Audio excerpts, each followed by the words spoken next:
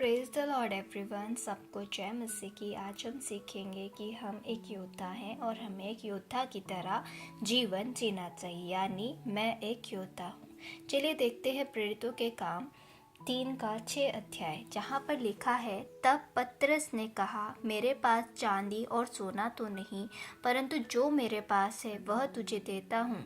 यीशु मसीह नाज़री के नाम से चल फिर। अब हम यह देखते हैं, यीशु मसीह नाज़री के पास चल फिर। पतरस ने कहा कि मेरे पास ना सोना है ना चांदी है। किसको कहा? वहाँ पर बाइबल हमें बताती है एक लंगड़ी भिखारी था जो जन्म से ही लंगड़ा था, तो वह हमेशा मंदिर के पास बिठा दिया जाता था और भीख मांगता था, राइट। लेकिन हुआ क्या, जब वह पतरस की ओर देखने लगा और यूहन्ना की ओर देखने लगा, तब उसकी आंखें उनकी और थी कि वो उसे कुछ भीख में देंगे। लेकिन उस वक्त पतरस ने क्या कहा? पतरस ने कहा, मेरे पास सोना चांदी तो नहीं, परंतु जो मेरे पास है, यानी उसके पास यीशु नाज़री है। यीशु नाज़री के नाम से तू चल फिर। पतरस वो था, आप सभी जानते हैं, पतरस वो था जो पहले उसका इनकार कर गया था। फिर वो उसको जब अपने पाप दिखाने जब उसको अपने पाप दिखे तो उसने रिपेंट किया, राइट। तो वह आत्मा से भर गया और उसको पता था, परमेश्वर ने कहा था, तुम आत्मा को उसके यानी यीशु मसीह के नाम से जो कुछ मांगोगे वह होगा। वहीं हम दूसरी ओर देखते हैं प्रेरितों के काम 26:16 में, वहाँ पर भी कुछ इसी प्रकार है, जहाँ लिखा है, पौलुस कहता है, मैं यीशु मसीह के नाम से आज्ञा देता हूँ कि उसमें से निकल जा, और वह उसी घड़ी निकल गई। यहाँ पर भी एक आत्मा को पौलुस ने निकाला। तो ये सब कैसे हुआ? क्योंकि वह परमेश्वर पर विश्वास करते थे। यीशु मसीह नाज़री के नाम से चल। उन्हें पता था यीशु मसीह का नाम कितना पाक और पवित्र नाम है। जब सोचते हैं कि ये कैसे होगा, क्या होगा, अब आगे क्या होगा, हमारे पास परमेश्वर, हम क्यों ये नहीं भूल जाते हैं कि हमारे पास परमेश्वर का जिंदा कलाम है। मेरे भाइयों और बहनों, हम बोलना सीखे। कभी कभी कुछ चीज़ें प्रार्थना, वचन, इन सब से नहीं, वरन पर एक परमेश्वर के नाम से यानी यीशु मसीह के नाम से ही ठीक हो जाती हैं। अब हमारा सवाल होगा, हम तो हर दिन हर चीज़ उसके नाम से करते हैं, प्रार्थना करते हैं और उपवास करते हैं, राइट। लेकिन पर कितने हैं जो अपनी प्रार्थना विनती लेकर परमेश्वर के पास जाते हैं और विश्वास के साथ, जब हमें उस पर पूर्ण विश्वास हो जाता है तो हमारी प्रार्थनाएं भी सुनी जाती हैं। ऐसे नहीं। वही हम देखते हैं कि हमें अपने विश्वास को किस प्रकार बचाना चाहिए।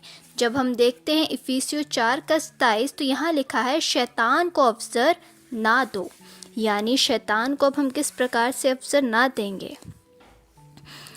बाइबल हमें बताती है इफिसियों की पत्री में, यहाँ पर बात होती है पुराने मनुष्यत्व की और नए मनुष्यत्व की, राइट।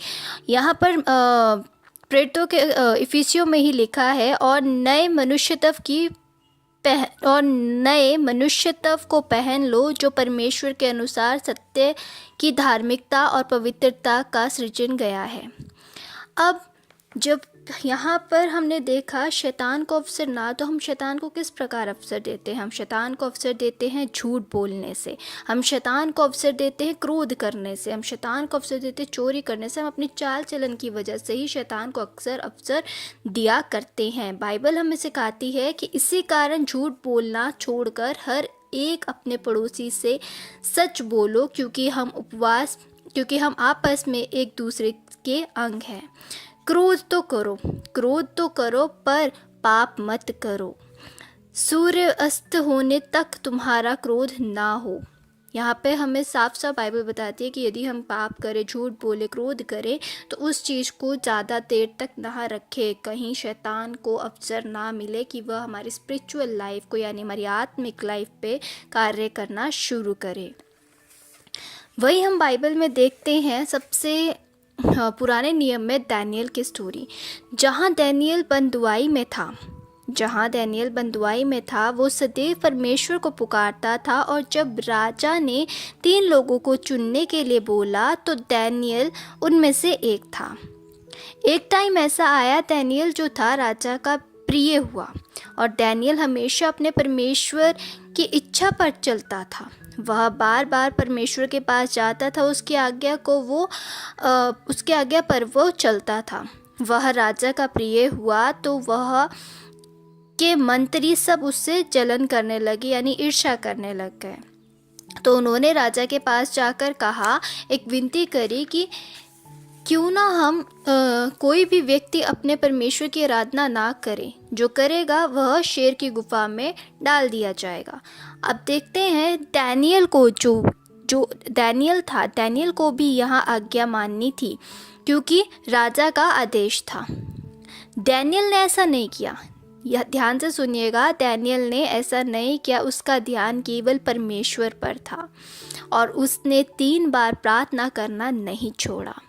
जब राजा को यह बात पता चली तो उसको दुख हुआ, पर उस राजा ने जवान दी थी कि जो कोई प्रार्थना करेगा वह शेर की गुफा में डाल दिया जाएगा। इसलिए मेरे अजीज़ों, मेरे प्रिय भाइयों और बहनों, जिस प्रकार डैनियल ने उस सिचुएशन में भी परमेश्वर को पुकारना नहीं छोड़ा। जब हमारे पास परिस्थितियाँ बहुत बड़ी हो जाती हैं, हमें सदैव परमेश्वर की ओर निहारते रहना चाहिए। उस पर डैनियल ने भी वही किया। उस सिचुएशन में भी जब वह डैनियल को जेल में डाला गया तो उसके बाद क्या होता है, डैनियल को जेल में डालकर डैनियल वहाँ से बाहर निकल गया। कैसे वह डैनियल बाहर निकला? कारण ये था, उस सिचुएशन में भी उसने उसको पुकारा और उसकी आज्ञा पर चला और उसकी प्रतिज्ञाओं को स्मरण किया, यानी मेडिटेट किया, और वह निकल गया। आज हम भी ऐसी सिचुएशन में फंस जाते हैं जहाँ हमें लगता है कि अब कुछ नहीं होगा। हम सदैव ना, जब हमारी लाइफ में ऐसी सिचुएशन आ जाती है तो हम अपनी ज़िंदगी बचाने के लिए पीछे हट के दूसरे मार्ग की ओर चल पड़ते हैं। जैसे हमारी इफिसियों की पत्री में बताया था कि तुम पुराने मनुष्यत्व को छोड़ नए मनुष्यत्व को पहन लो, राइट। तो हमें जब हम नए मनुष्यत्व को पहन लेते हैं तो हमें पुरानी चीज़ें नहीं देखनी चाहिए, हमें अन्य जातियों की तरह नहीं देखना चाहिए, वरन कहीं और ना देख के सदैव परमेश्वर की ओर देखना चाहिए। जैसे डैनियल था, डैनियल अपने परमेश्वर की प्रतिज्ञाओं पर चलता था, उसकी उपासना करता था, उसकी आराधना करता था। उसी प्रकार तभी वो ऐसी सिचुएशन में भी उसी को ही पुकारता था और वो उस सिचुएशन से निकल जाता था। क्यों? क्योंकि उसको परमेश्वर का भय था। हम योद्धा हैं मेरे भाइयों और बहनों, सदैव उसकी ओर देखें, उस पर विश्वास करें। हम एक वॉरियर है हम एक परमेश्वर के योद्धा हैं। जैसे हम कहते हैं, कोशिश करके काम हारना नहीं होता, राइट, लेकिन कोशिश ना करना हारना होता है। तो हम तो एक परमेश्वर के योद्धा हैं, और वॉरियर्स जो होते हैं ना, वो हमेशा परमेश्वर की बातों को सुनते हैं, मनन करते हैं, और वही एक सच्चा योद्धा होता है। हमें ना हमेशा इस प्रकार प्रार्थना करनी चाहिए कि यीशु, मेरे जो डिक्शनरी में से ना, जो नेवर गिव अप का, यानी कि हार जाने का जो शब्द है ना, वो रिमूव कर दीजिए। जिस प्रकार से यहाँ हमने देखा कि कैसे पतरस ने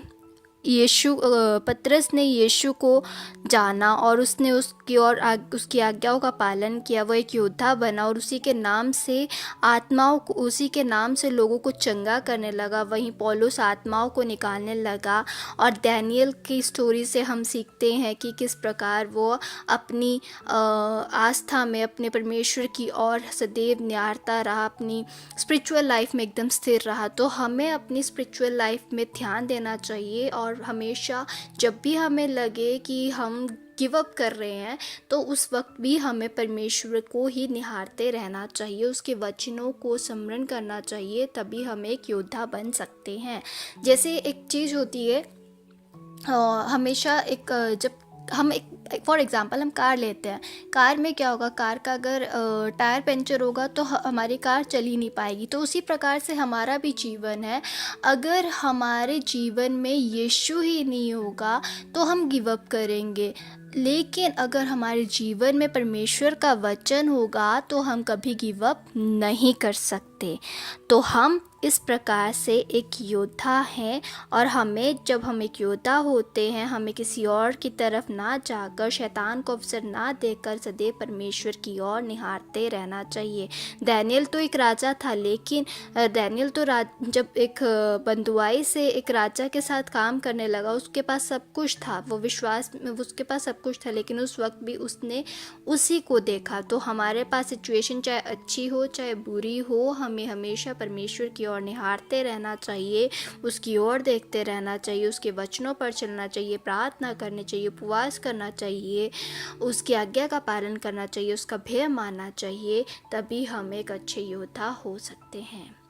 आज के वचन से आपको खूब बरकत और आशीष मिली हो, मैं यही विश्वास करती हूँ। प्रभु यीशु आपको खूब आशीष